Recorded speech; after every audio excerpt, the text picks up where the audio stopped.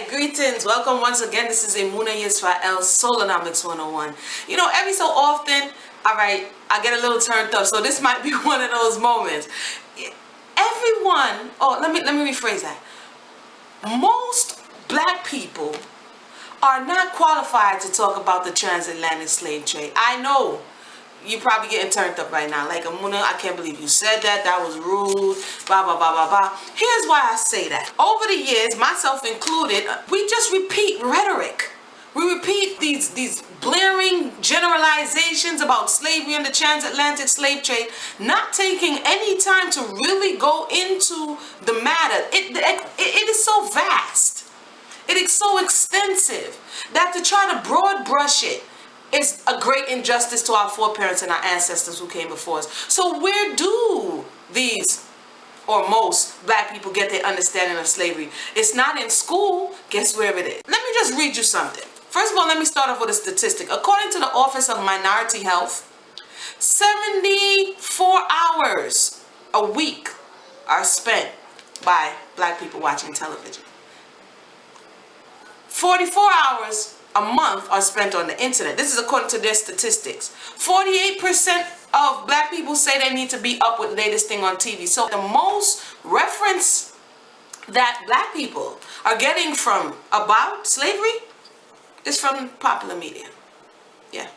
It's from Roots, Amistad, it's from this new one that's coming out. So I bet you when this movie Underground come out, now everybody's going to be an underground slavery expert. I just want to say that the people who are doing these movies, they have to do research. That this stuff is not totally accurate. You know, recently as I started more and more studying about it, this is one of the books I wanted to read from, by the way.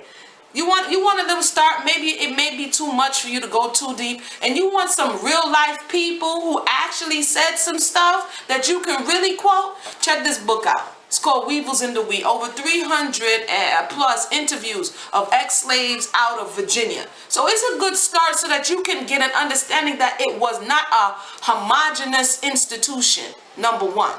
There were so many different countries, European oppressors represented, that you cannot say every one of them had the same temperament. Take the time to do just a little bit more research past the Roots movie. And when we begin to do these things, we can substantiate what we're saying and be more specific. What if they said all black people look alike? You'd be like, that's not true. But what we're saying is all slavery looks alike. That's not true. As a matter of fact, some of your foreparents beg to differ. And another thing, not only house Negroes wanted to stay on. There's many testimonies about after the war, field Negroes didn't want to go anywhere. Some of them said they never got a hit in their life. Some of them said, why would they leave master? So it wasn't only about the house Negro and the field Negro. This also is another, you know, I don't know what to call it, man. I don't know what to call it. All I say is just stop. Let's educate ourselves. So I'm going to do a little bit of sharing of what I'm doing. I'm going to do a working example of what I'm talking about so that we can change our mindset about slavery and actually put the energy and time into not only trying to make other people feel like, you know what, you shouldn't talk about it or you should know what you're talking about, but that we within ourselves find some place in there to heal from what happened. Because what happened to Master John family may not have happened to yours. There were people who lived in plantations within miles of each other. And depending on your master, that would depend on how you experience slavery. Now, let's not get it twisted. Everyone was enslaved. But then again, no. Emunah, that's not even correct because everybody wasn't enslaved. You had free people. They weren't enslaved, but guess what? They still rented time, as they called it. They still rented themselves out or hired themselves out to Europeans so that they could make money. And guess what? Guess how the slaves oftentimes in different places, I can't say generally, but in some of the accounts, guess how they looked at their free brothers? They were hating on them. There were laws not to talk to people who were free. So it's not only just, anyway, enough of Emunah talking. Let's go ahead. I told you this is one of the times when I'm a little turned up because I'm kind of tired of hearing about it. And just now this next movie is gonna come out, or this mini series, and it's gonna you know, all of the non-slave experts. And we do have some out there. We have people who this is their life work, but We're not hearing them. It's not my life work. I just really started, like, I've always been interested, so along the way. By the way, the Library of Congress recorded the voices in the 30s of people who were free or alive during the time of the Civil War. That's something that you can listen to. You know what really got me turned up is when I went to go listen to some slave narratives, and they were in lever box recordings. If you don't know what that is, check that out. And it was Europeans reading it with no feeling and no empathy. That got me like, you know what? Enough. I'm going to do something about it. And by the way, Harriet Jacobs was a house slave. And instead of being a house slave, she was never beaten. She was never quote unquote abused, but she was sexually harassed. And instead of being a house slave, she decided to run away.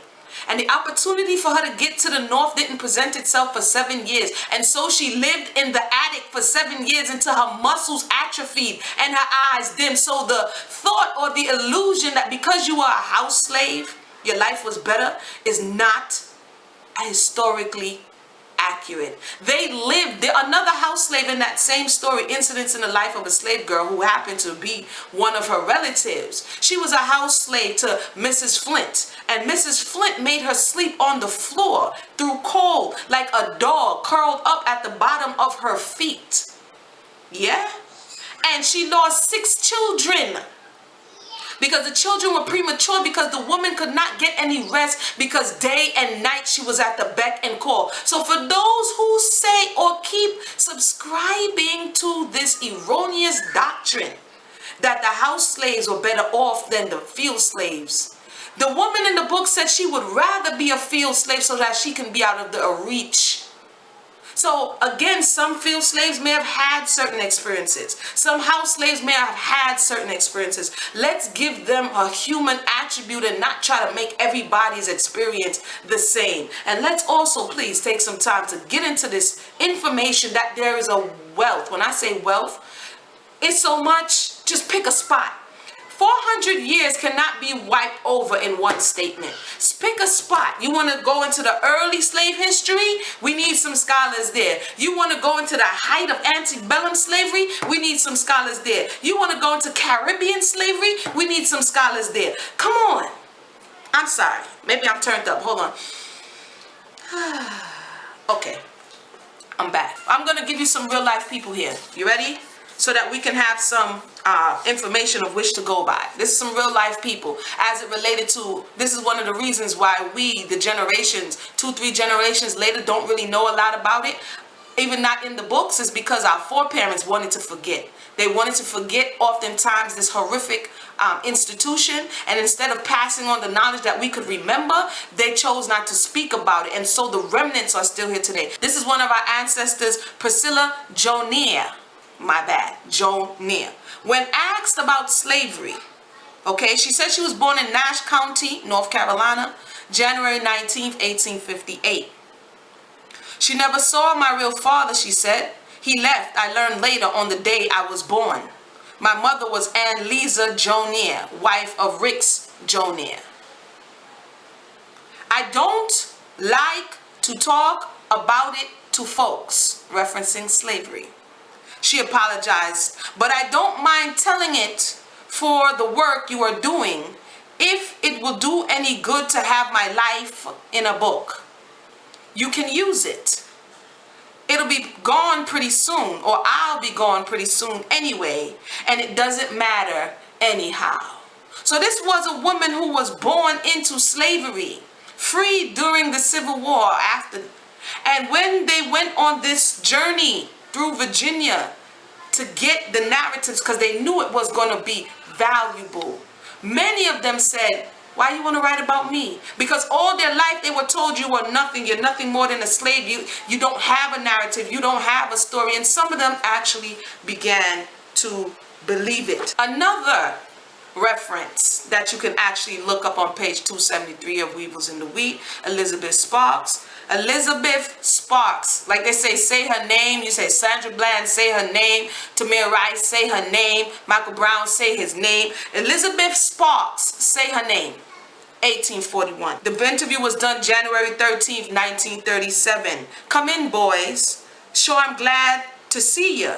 You're looking so well. She's talking to the interviewers. That's what I say. Fight, boys, hold 'em. You doing all right. I so mean nothing can hurt me. What's that? You want me to tell you about slavery days? Well, I can tell you, but I ain't. Or it's all past now. So I say, let her rest. It's too awful to tell anyway. You're too young to know all that talk anyway. Well, I'll tell you something to put in your book, but I ain't gonna tell you the worst. So basically, Miss Elizabeth Sparks said, I don't really want to talk about this because that's bad times. That's worse times. And if she had children and she didn't pass on this information, then her story died with her. But they went and captured this information, and she did go on to tell them a lot of things. But she said, I'm not going to tell you the worst. But I beg to differ. She began to open up as the interview went on. And I'm going to continue to read this. We're about to read a story coming up. The next story we're going to read is 30 Years a Slave by Lewis Hughes. And we actually have one of his grandchildren, J.C. Hughes, who's going to be his great-great-grandchild many times removed, who's going to be on this conversation, reading the narrative. And this is how he actually found out that this was one of his family members, not from his parents, necessarily because they didn't know the fullness of the story, or his grandmother. He found out by reading and researching and understanding that his grandparent left this on record for him not to have some abstract view of slavery. So if we really want to talk about slavery, if we really want to qualify ourselves in having this discussion, let's put in the work. So that we can, when I'm sharing this with you, you don't have to believe, like reading Rainbow, what's coming out of my mouth only. You can go and substantiate for yourself, and different experience may bring out something different in you that would allow your journey to be better. So please, thank you for, what's the word I'm looking for here? Bearing with me as I was turned up a little bit today. I guess it's just a spot for me where at this time in 2016, there is no excuse. Let me just say one thing. There are sites online that are categorizing this information, digitalizing this information, that at the click of a button, if you have no money and I'm broke, I can't afford books, there is no excuse. Because at the click of a button, these narratives will appear before you, and you can push your hand into the past and bring back the voices of your foreparents and let them be heard from the mountaintops, so that we can understand what it is that we still seem to be confused about. So I'm going to just come off my soapbox right about now. Thank you for bearing with me. My name is Emunah Y'srael. By the way, we are doing the LEV project, Lift Every Voice, reading the narratives of the slaves. We have been doing so, enslaved people, not the slaves. And not only the enslaved people, our foreparents, our ancestors, but also those who enslaved them. Very interesting conversation. Once again, my name is Emunah Y'srael. Thank you for joining us.